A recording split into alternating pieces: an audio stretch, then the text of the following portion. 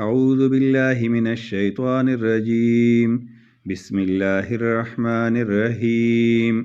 فويل للذين يكتبون الكتاب بأيديهم ثم يقولون هذا من عند الله ليشتروا به ثمنا قليلا فويل لهم مما كتبت أيديهم وويل لهم مما يكسبون. وقالوا لن تمسنا النار إلا أياما معدودة قل أتخذتم عند الله عهدا فلن يخلف الله عهده أم تقولون على الله ما لا تعلمون. بلى من كسب سيئة وأحاطت به خطيئته فأولئك أصحاب النار هم فيها خالدون.